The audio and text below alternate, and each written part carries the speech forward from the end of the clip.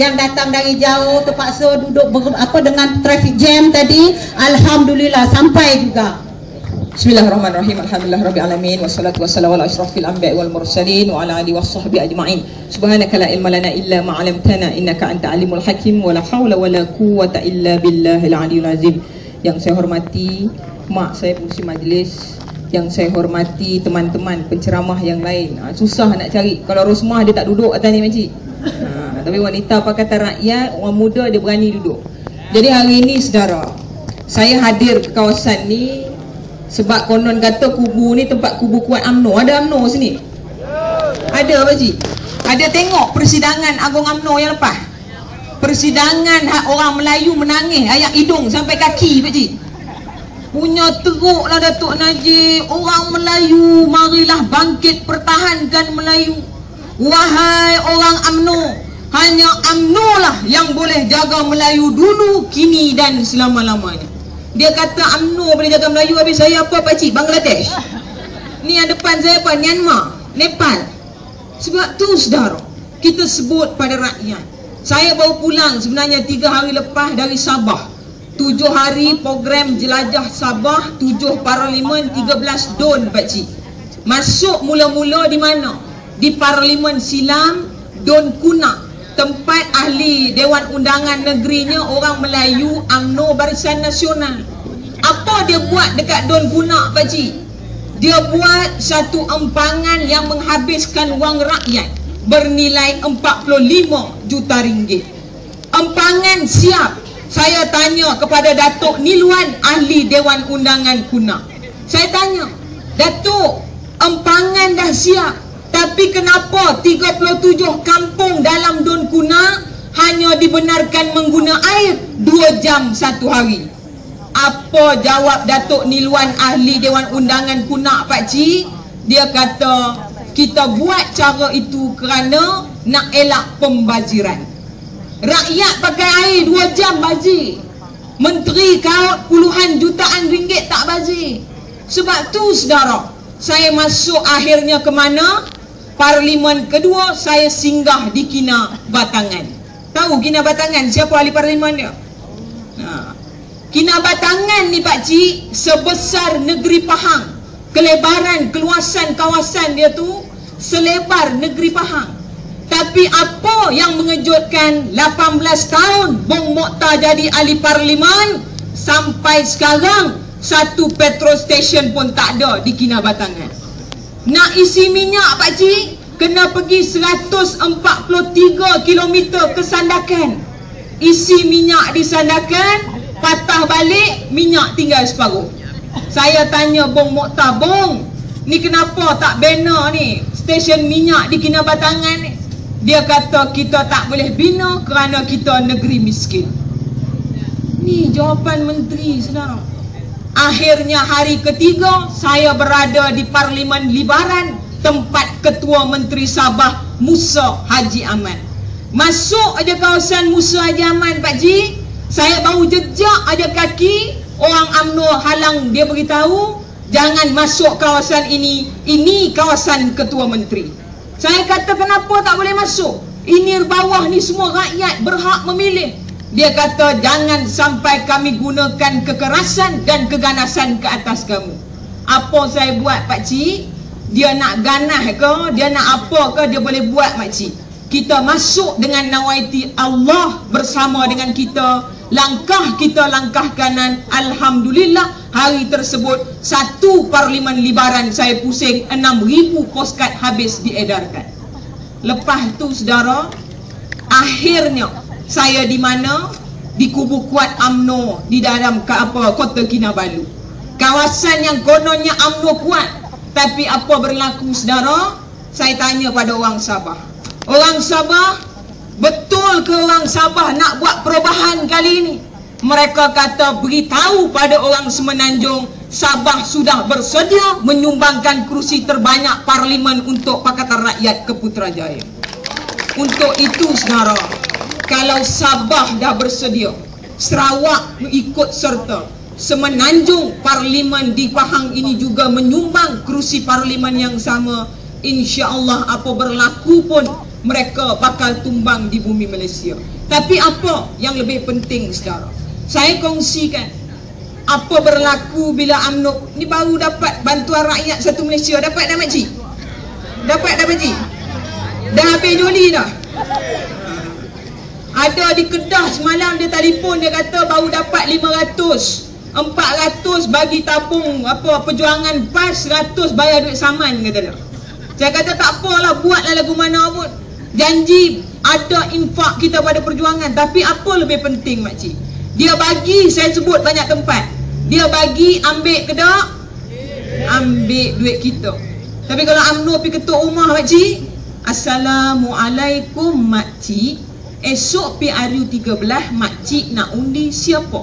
Jawablah tanpa rasa gentar dengan lidah yang fasih. Dia macam baca talqin. UMNO hang bagi 100 aku ambil, hang bagi 200 aku ambil, hang bagi 1000 pun aku ambil. Tapi kamu kena ingat, kamu tidak boleh ubah iktikat aku untuk tukar kerajaan dalam PRU 13. Sebab dia apa saudara? Saya sebut banyak tempat. Bagi rakyat kat bawah RM500 pakcik. Kenal ni Muhammad Said, Menteri Besar Negeri Terengganu, sebelah Pahang je. Muhammad Said ni pakcik, dia bagi rakyat dia RM500. Muhammad Said beli beruk seko RM12,000. Muhammad Said beli angsa seko RM6,500. Tapi orang UMNO bila Najib umum dalam belanjawan, disebabkan rakyat Malaysia adalah pengidap penyakit obesiti tertinggi di Asia. Tahu penyakit obesiti makcik? Kegemukan melampau, sama sebelah Najib pun. Disebabkan rakyat Malaysia ni obesiti, maka saya perlu turunkan subsidi gula 20 sen. Hai UMNO ceruk kampung tu, tengok Perdana Menteri ku, I love UPM. Subsidi turun 20 sen pakcik. Dia tak faham, bila kerajaan turunkan subsidi, yang rugi syarikat kroni. Nak tampung kerugian saudara, syarikat kroni perlu naikkan harga barangan jualan. Sebab itu tahun lepas Tan Sri Said Mokhtar Al-Bukhari naikkan harga gula 4 kali berturut-turut. Ini fakta yang perlu kita cerita pada rakyat. Sebab tu saya beritahu rakyat, jangan lupa 14 Julai 2012, muka depan utusan Malaysia, apa dia sebut? Kerajaan umumkan turun harga RON 97. Lari RTM ni makcik masuk kampung, jumpa pakcik baru lepas semayang asar. Pakcik, apakah komen pakcik dengan penurunan harga RON 97 ini? Pakcik tu pun komen, inilah kerajaan yang harus kita pilih. Inilah kerajaan yang mendahulukan rakyat. Habis dia komen tu pakcik. Pakcik yang kena interview tu balik rumah, dia nak bersikal dia pakcik. Dia motor dia tak ada, kereta dia tak ada, binatang RON 97 pun dia tak tahu apa. Tapi dia tengok dekat kamera tu ada tulis RTM, rehat tunggu mampu. Confirm keluar buletin utama, dia komen lah. Tapi apa orang Kuantan, orang Paya Besar, orang Pekan kena tanya Datuk Najib, kalau betul kamu itu jujur nak memartabatkan rakyat, kalau betul kamu jujur nak jaga hak rakyat, kenapa kamu tak umum turun harga RON 95? Sebab apa? Pada bantuan rakyat satu Malaysia kali yang pertama, Datuk Najib telah meminjam dari Petronas Malaysia 2.1 bilion ringgit saudara. Apa perjanjian Datuk Najib dan juga Petronas? Petronas sebut Datuk Najib, kamu tak perlu pulang 2.1 bilion, tapi kalau kamu menang PRU 13, kamu kena izinkan Petronas naikkan harga RON 95. Ini saudara, satu perjanjian bertulis yang dibuat oleh pemimpin negara dan Petronas. Sebab itu saya ajak rakyat bangkit buat perubahan. Sebab apa pakcik? UMNO ni 3 minggu lepas, 4 minggu saya rasa, keluar lagi TV3 apa dia, orang bernama Tun Mahathir Mohamad. Kenal Tun pakcik? Ahli nujung negara nama dia. Apa Tun kata? Rakyat Malaysia kena sedar, Orang yang terukkan ekonomi negara ni nama dia Anwar Ibrahim, dia kata. Orang yang ambil duit Petronas paling tinggi Anwar Ibrahim, kata dia. Pakcik, malam ni saya jawab tuduhan Tun Dr. Mahathir Mohamad. Apa berlaku? Anwar Ibrahim menjawat jawatan Menteri Kewangan Malaysia 1992-1997. Hutang akhir bawah Anwar Ibrahim berapa? 89 bilion ringgit. Diambil alih oleh Tun Mahathir Mohamad 1998-2003. Hutang akhir bawah Tun Mahathir Mohamad berapa? 189 bilion ringgit. Diambil alih kemudiannya oleh Pak Lah Badawi 2004-2009. Hutang akhir bawah Pak Lah berapa? 362 bilion ringgit. Dan kemudian diambil alih oleh ahli Parlimen Pekan Perdana Menteri Malaysia Datuk Haji Najib Tun Razak. 3 tahun tak sampai jadi Perdana Menteri. Hutang negara berapa pakcik? 507 bilion ringgit. Sebab tu saudara, kita beritahu, saya sebut banyak tempat. Dia beritahu Anwar ambil keuntungan Petronas 1992-1997. Anwar Ibrahim ambil tiap-tiap tahun keuntungan Petronas berapa? 1 tahun 3.1 bilion ringgit. Zaman Pak Lah dia ambil berapa?